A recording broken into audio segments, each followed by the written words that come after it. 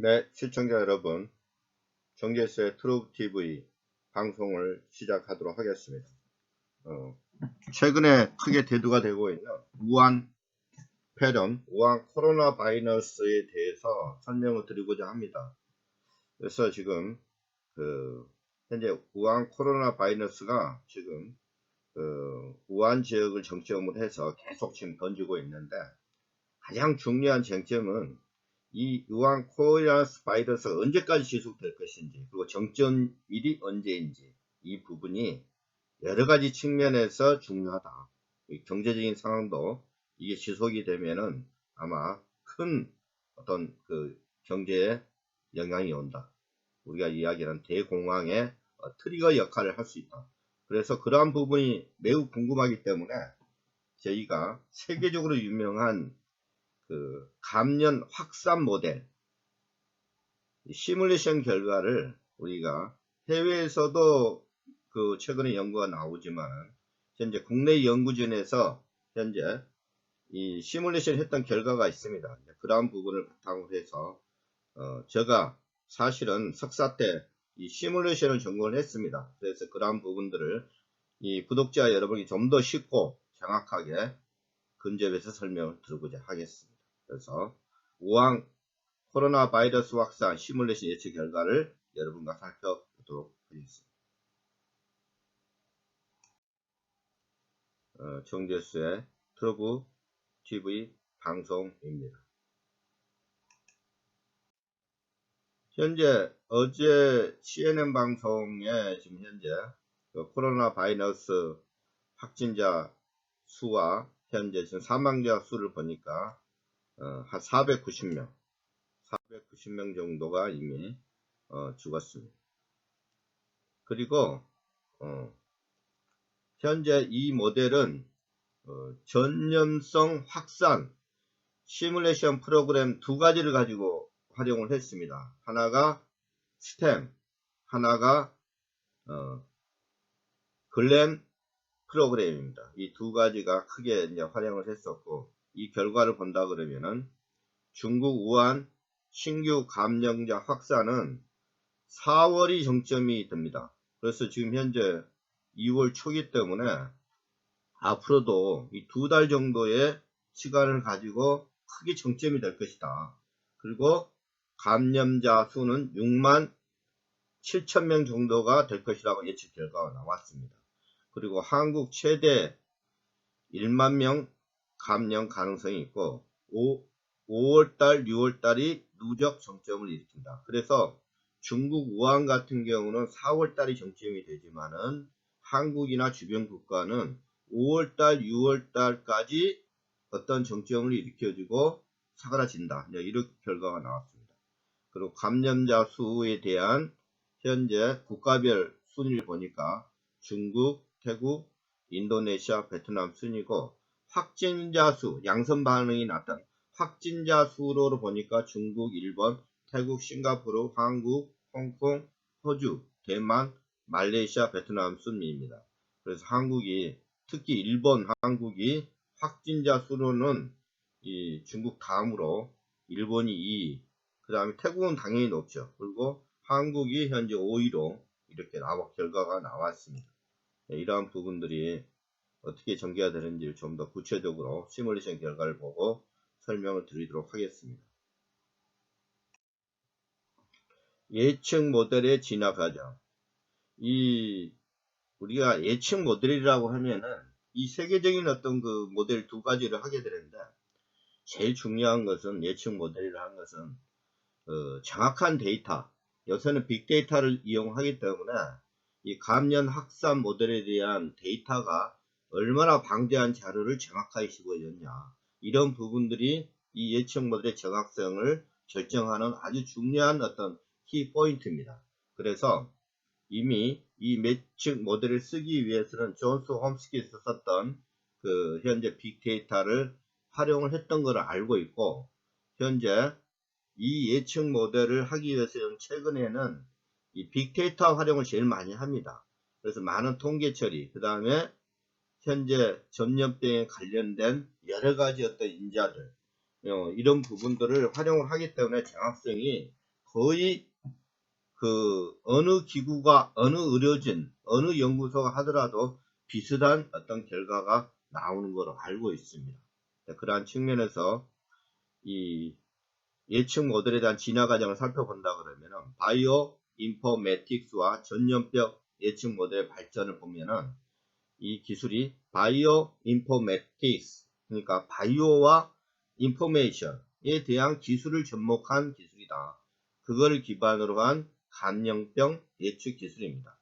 그래서 이 결과는 한국과학기술정보연구원 생명의료 예측기술연구실에서 현재 이 두 가지 그 예측 모델을 가지고 시뮬레이션 했던 결과고, 이 발표는 뉴스톱에서 발표를 했던 것으로 알고 있어서 제가 그러한 어떤 예측 결과를 현재 가지고 여러분에게 설명을 드리는 것입니다.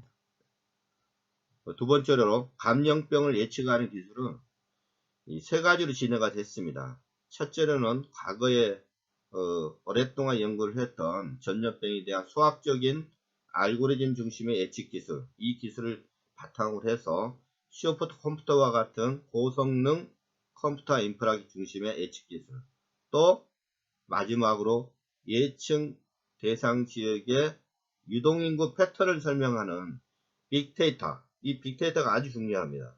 그래서 빅데이터를 연결해서 시뮬레이션 기반 기술 등의 단계를 거치며 진전을 해왔습니다.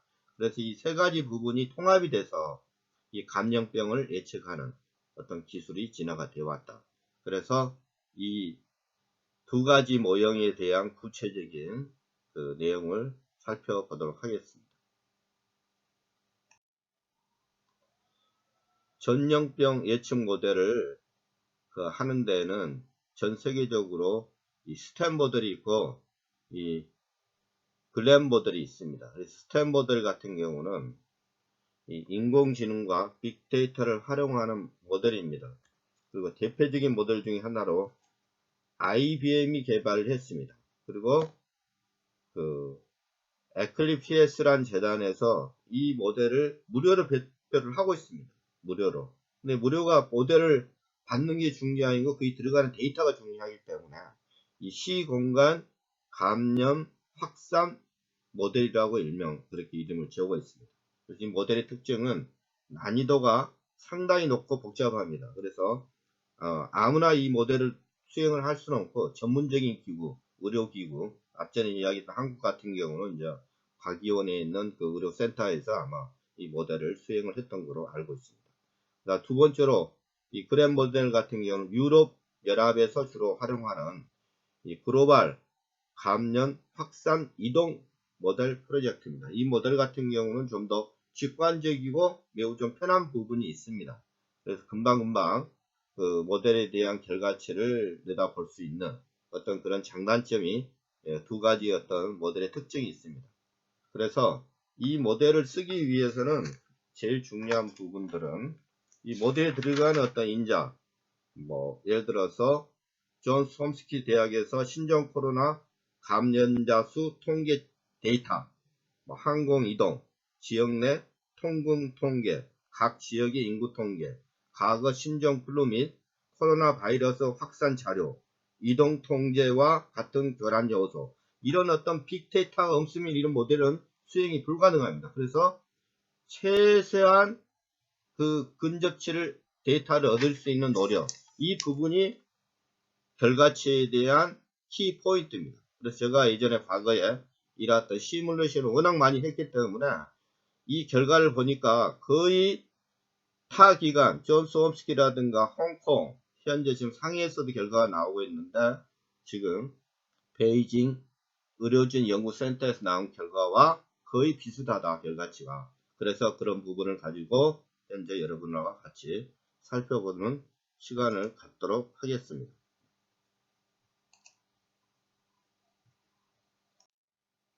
이 시공간 감염 확산 모델 스탠 같은 경우는 결과치가 보신 바와 같이 이렇게 지구 단위로 이렇게 현재 결과가 나옵니다. 그래서 예를 들어서 현재 우한 지역을 중심으로 해서 이게 현재 어떻게 확산이 되어가고 있는지, 아프리지가 뭐 전 세계적으로 이 현재 나온 결과를 이렇게 도식화해서 볼 수 있도록 하고, 또 그 외에도 감염자, 확진자 수, 그 다음 각 나라별 현재 감염자 이동수, 뭐 이런 부분들을 시공간으로 볼 수 있도록 결과치가 나옵니다. 그리고 글로벌 감염 확산 이동 모델 같은 경우는 똑같이 그램 모델 같은 경우도 이 지도로 이렇게 큰 세계에 대한 이 이동 확산, 각 국가별 현재 감염자, 확진자 수, 그 다음에 그에 대한 예측에 대한 결과치를 각 항목별로 이렇게 도식화해서 표현을 할 수 있도록 모델화 되어 있습니다.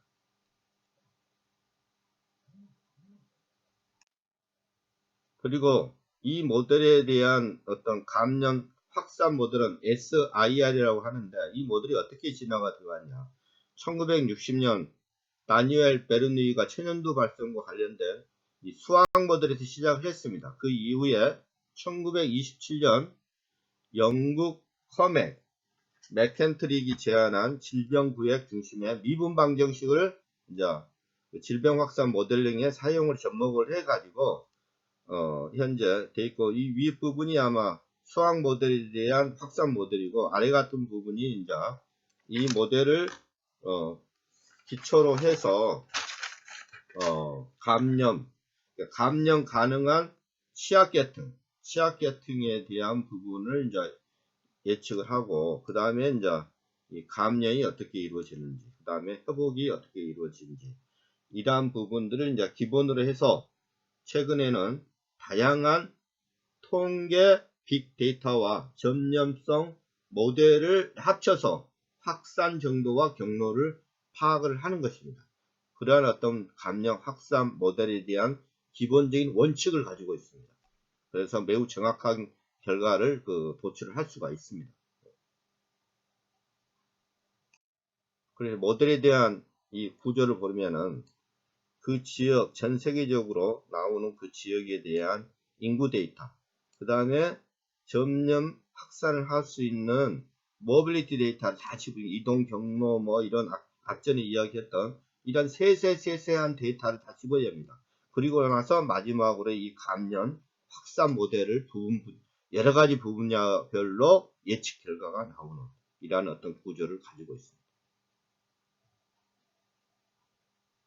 그래서 이 스탠 모델은 앞전에 IBM에서 개발된 모델은 이 프레임워크가 앞전에 이야기했던 그러한 구조로 해서 이런 감염 예측 모델을 가지고 있고, 이 모델 같은 경우는 좀 난이도가 상당히 높습니다. 그래서 정확한 데이터를 이해야만이 이 결과치에 대한 근접성, 매우 정확한 데이터를 얻을 수 있다. 예측 결과를 얻을 수 있다.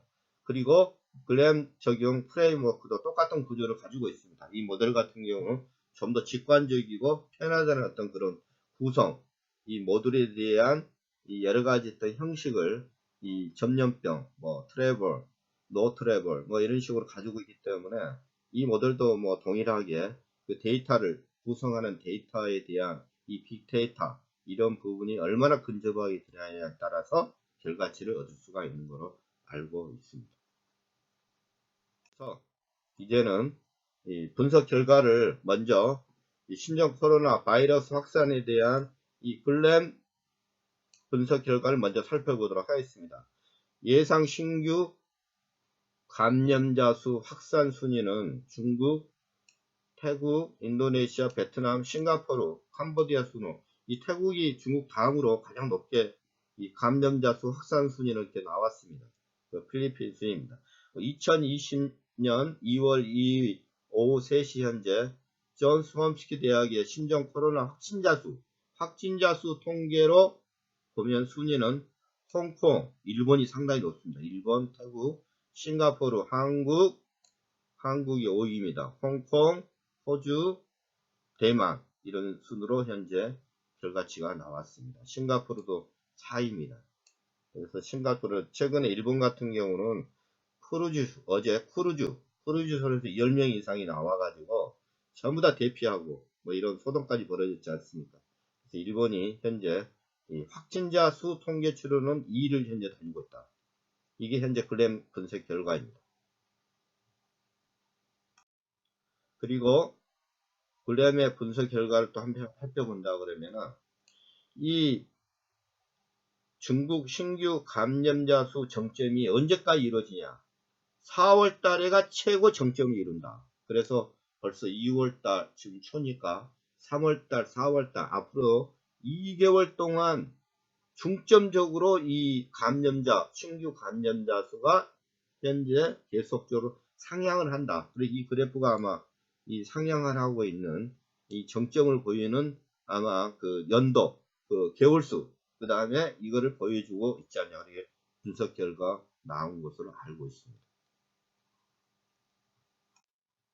그리고 글램 분석 결과 2입니다.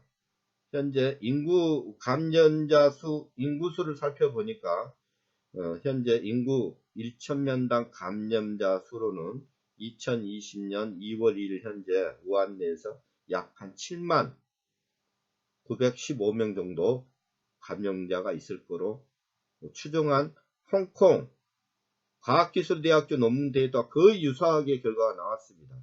그래서 우한시의 인구를 1000만 명으로 가정할 경우에 앞에서 가정한 시작일 기준으로 약 한 6만 7천 명의 감염자가 있는 것으로 추정되었습니다. 그래서 이 홍콩대에서 한 결과와 보니까 거의 유사하게 거의 한 3,000명 차이가 나기 때문에 거의 감염자 수 예측 결과도 유사하게 나왔다. 그렇게 현재 그 글램 분석 결과입니다. 그리고 참고적으로 중국 칭화대 현재 AID 연구팀에서 나온 것도 약 한 6만 명 정도로 발표가 됐기 때문에 세계 그 현재 연구기관에 나왔던 결과도 비슷하다. 앞전에 이야기했던 4월 달까지 초정점을 이룬다. 그 부분이 키포인트로 여러분이 참고를 하시기 바랍니다. 그리고 존스 홈스키 대학 2020년 2월 2일 오후 3시에 대한 기준 확진자에 대한 전 세계에 대한 현재 그 확산 모델에 대해 나온 결과치입니다. 그래서 아마 그 우한 도시를 중심으로 해서 각 나라별로 이렇게 확진자 수에 대한 어떤 그 개수, 현재 확진자에 대한 인구 분포, 한국도 현재 들어가 있어요.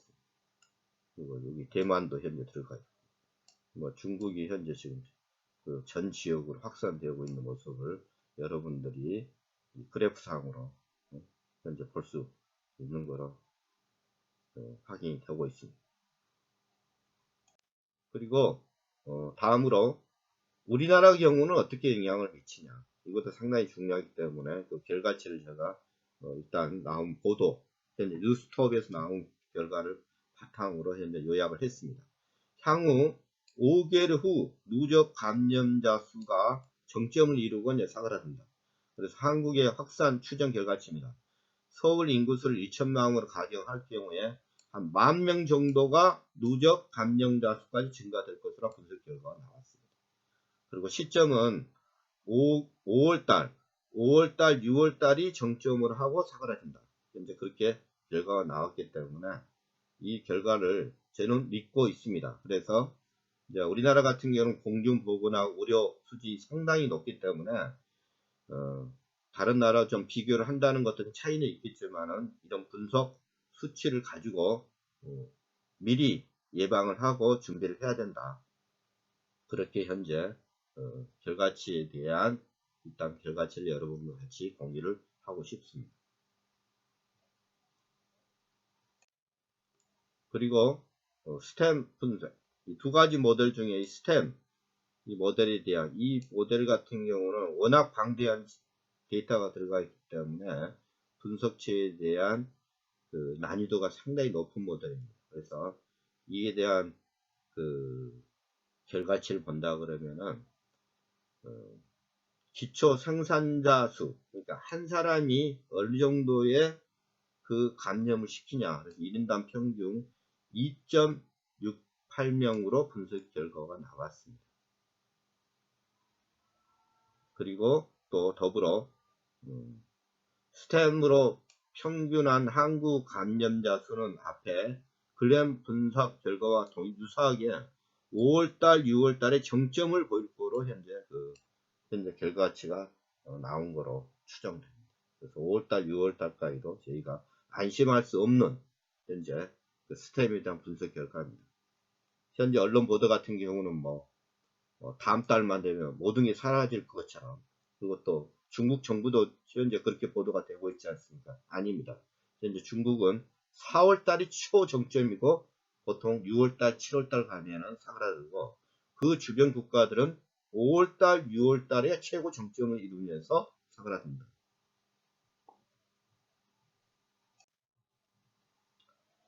또한 스템 분석 결과 2입니다. 이 결과치를 또 본다 그러면 시간이 지날수록 미국과 러시아와 아프리카 지역까지도 확산 위험에 처해질 수 있는 예측 결과가 현재 보여주고 있습니다. 그래서 스템의 경우에 각국의 입국 금지와 같은 봉쇄는 3월로 가정해서 시뮬레이션 한 결과입니다. 그래서 미국하고 러시아와 아프리카도 지금 현재 그 확산 속도가 더 크게 지금 나오는 거예요. 그래서 아마 그 부분이 5월달, 6월달까지도 현재 연장돼서 확산이 되고 있다. 그렇게 현재 예측 결과가 나오고 있습니다. 그래서 많은 국가가 입국 금지와 같은 선제적인 조치를 취하고 있으나 신종 코로나 바이러스 감염증이 지역적 확산이 될지 전 지구적 확산이 될지는 좀 더 지켜볼 필요가 있다. 스템에 대한 이 분석 결과 3입니다. 그래서 스템 이 분석 결과는 좀 더 광범위한 감염자 확산을 보여주고 있습니다. 시간이 지날수록 이 미국과 러시아, 아프리카 지역까지도 확산 위험에 처해질 수가 있다. 그래서 이 그래프 전 세계 지도에 보면은 이렇게 현재 아프리카, 아메리카 지역, 그 다음에 캐나다, 그 다음에 러시아 지역까지도 현재 지금 러시아 지역까지도 현재, 그 다음에 아프리카 이 지역까지도 확산 위험에 처해질 것으로 현재 예측 결과치가 나왔습니다.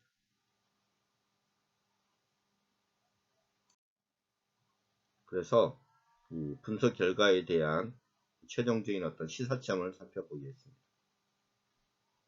현재 이 예측 모델 같은 경우는 각 나라의 인구 통계, 교통 및 통근, 의료 보건지수 같은 빅데이터를 수용함으로써 나온 결과입니다. 그래서 매우 정확합니다. 그리고 감염병이 빠르게 전 지구적으로 확산되고 다양한 변종 바이러스들이 창궐한 시대에 빠른 정책적 판단이 가능하다는 점에서 이 기술에 의의가 있습니다. 그러나 이 분석 결과치를 가지고 어떤 국가가 의사결정을 하고 매우 중요한 어떤 부분을 활용을 한다니 그런 측면이 아니고, 여러 가지 어떤 상황을 판단하는 경제적인 상황이라든가 여러 가지 어떤 국가별 현재 확산 속도라든가 참고용으로 매우 중요한 어떤 의미를 가지고 있다. 그렇게 여러분들이 보시면 될 것 같습니다. 또한 분석 결과 시사점 2입니다. 그래서 앞으로 2개월에서 3개월이 우리에게 또 이 감염자 관리상의 중요한 변곡점이 될 거로 분석 결과가 나왔습니다. 그래서 현재 언론 보도에는 2월달 정도가 그 최고의 정점을 다루고 사고를 칠 것처럼 보도를 하고 있지만 그렇지 않고, 앞으로 중국 같은 경우는 4월달이 최고의 정점이고 그 외의 주변 국가들은 5월달, 6월달에 최 정점을 찍고 감염자 수가 이제 줄어드는 그런 경향을 보인다. 이런 어떤 예측 결과가 나왔기 때문에 여러분들이 참고를 해야 될 것 같습니다.